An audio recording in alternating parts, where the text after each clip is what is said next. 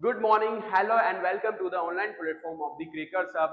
And today we will going to discuss about the very important topic of the Indian economy or economics, that is monetary policy and fiscal policy. आज हम भारतीय अर्थव्यवस्था के दो महत्वपूर्ण मुद्दों के बारे में चर्चा करेंगे। वो है आपका मौद्रिक नीति और राजकोषीय नीति। अर्थव्यवस्था के दोनों ही काफी महत्वपूर्ण मुद्दे हैं। अंतर क्या है और क्या काम ये हमारे आते हैं? मौद्रिक नीति और राजकोषीय नीति। राजकोषीय नीति। तो देर ना करते हुए चर्चा शुरू करते हैं। क्या अंतर है, क्या महत्व है और दोनों हमारे लिए क्यों इंपॉर्टेंस रखते हैं? मौद्रिक नीति और राजकोषीय नीति। पहले शब्दों पर गौर कीजिए। मैंने आपको क्लास में बताया हुआ है, जब भी कोई भी शब्द समझ में नहीं आ रहा हो उसको सबसे पहले तोड़ दो। जो हिंदी में हम दो चीजें पढ़ते हैं, संधि विच्छेद और समास विग्रह, उसका हम लोग सभी जगह पर प्रयोग कर सकते हैं और ये लगभग आपके 70-80% सही होगा। मौद्रिक नीति जो शब्द है मुद्रा, और मुद्रा का संबंध किससे होता है बच्चे? वो होता है बैंक से। यानी कि मौद्रिक नीति यानी कि मनी से जुड़ी हुई नीति, यानी कि मुद्रा से जुड़ी हुई जो नीति है, इस नीति की जो घोषणा होती है, इस नीति की घोषणा या इस नीति का मैनेजमेंट जो किया जाता है वो किसी भी देश के केंद्रीय बैंक द्वारा किया जाता है। केंद्रीय बैंक द्वारा, जो कि भारत में आरबीआई। मौद्रिक नीति की घोषणा करता है आरबीआई। अगर हम वही राजकोषीय नीति के बारे में बात करें, राजकोष, राज यानी राजा, यानी कि सरकार के कोष से संबंधित नीति। सरकार को अपना कोष कितना मेंटेन रखना है, कितना कमी करनी है, उसको बढ़ाना कैसे है, वो कोष का पैसा लगाना कहां पर है, उससे संबंधित जो नीति होती है बच्चे, वो नीति कहलाती है राजकोषीय नीति। और राजकोषीय, जैसा कि हमें पता है, सरकार का कोष। तो इस नीति को मैनेज किसके द्वारा किया जाएगा या इस नीति की घोषणा किसके द्वारा की जाएगी?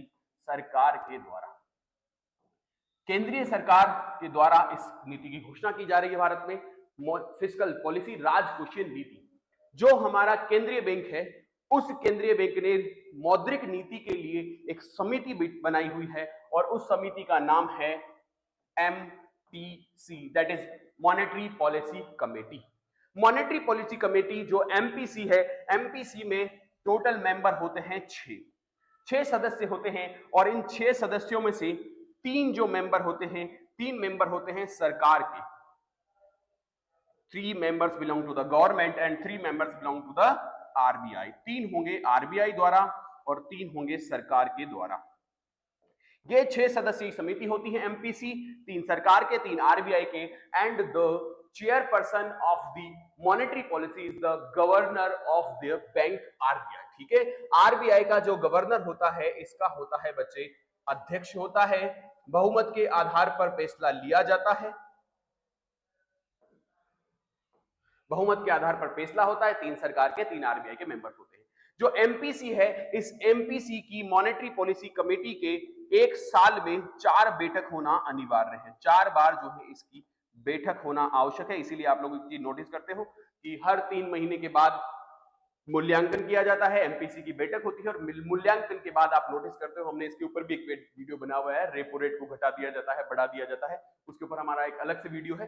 तो ये 4 बैठक होती है एक वर्ष में। एक वर्ष में एमपीसी की 4 बैठक होना अनिवार्य है, ऐसा प्रावधान है। अब इधर आ जाओ, सरकार जो है इसकी घोषणा करती है। इसमें सरकार क्या बता रही होती है हमसे? इसमें सरकार हमें बता रही होती है कि पैसा कहां से आएगा, राजकोष में जो पैसा है, धन है, वो कहां से आएगा, कहां से आएगा।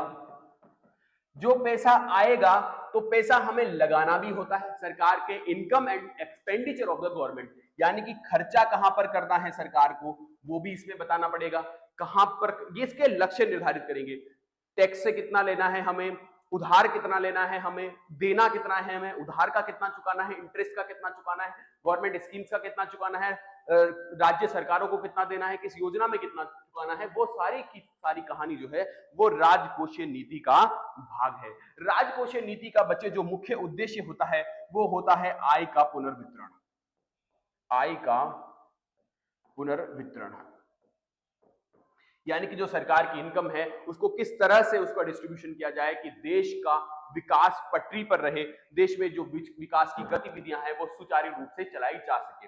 यहां पर हम लोग अगर इन दोनों के बारे में बात करें, राजकोषीय नीति में सरकार कौन कौन से जो उपाय हैं वो करती है, तो सरकार राजकोषीय जो नीति है इसके आपके दो उपाय, दो तरह के इसमें टूल्स होते हैं। एक तो सार्वजनिक आय और एक होता है सार्वजनिक व्यय। सार्वजनिक आय और दूसरा होता है सार्वजनिक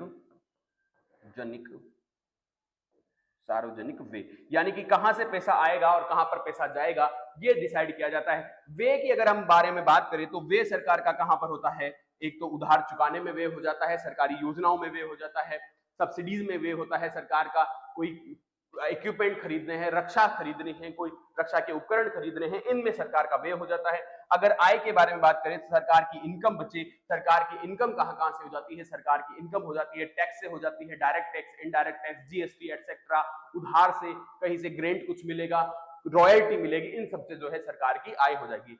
सेम अगर हम इधर इसमें के बारे में बात करें, यहां पर इधर अगर हम बात करें एमपीसी या मॉनेटरी पॉलिसी कमेटी के द्वारा जो डिसीजन लिए जाते हैं, ये इसका जो उद्देश्य होता है, मेन पर्पज होता है, वो होता है मुद्रास्फीति पर नियंत्रण, to control inflation. The objective of the monetary policy is to control the inflation, यानी कि मुद्रास्फीति पर नियंत्रण, मुद्रास्फीति पर नियंत्रण, टू कंट्रोल द इन्फ्लेशन। अब मुद्रास्फीति पर नियंत्रण करने के लिए सरकार के पास जो टूल्स होते हैं, जो प्रकार होते हैं मौद्रिक नीति के प्रकार जो होते हैं बच्चे, दो होते हैं। एक मौद्रिक नीति का जो प्रकार होता है वो होता है विस्तारवादी मौद्रिक नीति, और दूसरा जो होता है वो होता है संकुचित मौद्रिक नीति। जब भी विस्तारवादी मौद्रिक नीति अपनाई जाएगी, यानी कि विस्तार करना, दो प्रकार की होती है, दो तरह के टूल, एक होता है विस्तारवादी, एक होता है संकुचनकारी। विस्तारवादी जो मौद्रिक नीति होती है, विस्तार करना, एक्सपांड करना, किस चीज का विस्तार करना, किस चीज का एक्सपांड करना, मार्केट में मनी फ्लो, मार्केट में पैसे का विस्तार करना। अगर सरकार चाहती है कि देश के बाजारों में मंदी है, सरकार के पास एक सूचना मिली कि मार्केट में मंदी है, तो मंदी को दूर करने के लिए, अगर मार्केट में पैसा नहीं है तो ये अपनाई जाती है, और सरकार को लगता है कि मार्केट में मनी फ्लो बहुत ज्यादा हो गया है तो सरकार अपनाती है संकुचनकारी मौद्रिक नीति, सप्रेस्ड पॉलिसी। इसमें जो मार्केट में पैसा है उसको वापस ले लिया जाता है। अगर इसमें दोनों में ही हम बात करें, संकुचनकारी और विस्तारवादी में, तो आगे इसमें हम लोग बहुत सारे टूल्स पढ़ते हैं, ओपन मार्केट ऑपरेशंस, उसके बाद SLR, CRR, repo rate, reverse repo rate, all these are used for the monetary policy, all these are the part of the monetary policy, repo rate, reverse repo rate, CLR, SLR, उनके लिए जो है हमारा एक अलग से video है, आप उसको देखिएगा। तो फिस्कल पॉलिसी और मॉनेटरी पॉलिसी, आई होप आपको इन दोनों के बारे में अंतर पता लगा होगा, राजकोषीय नीति क्या है और आपके मौद्रिक नीति क्या है। ये देखिए, इसके सारे पॉलिसी, फिस्कल पॉलिसी जो है, इस पर सरकार इनकम, स्पेंडिंग, इन सब के बारे में, टैक्स, डिसिप्लिन, इन्वेस्टमेंट, इन सब के बारे में चर्चा करेगी, और जो मॉनेटरी पॉलिसी है उसके ये सब टूल्स होंगे। ठीक है, I hope all of you understand about the monetary policy and fiscal policy. Thank you very much.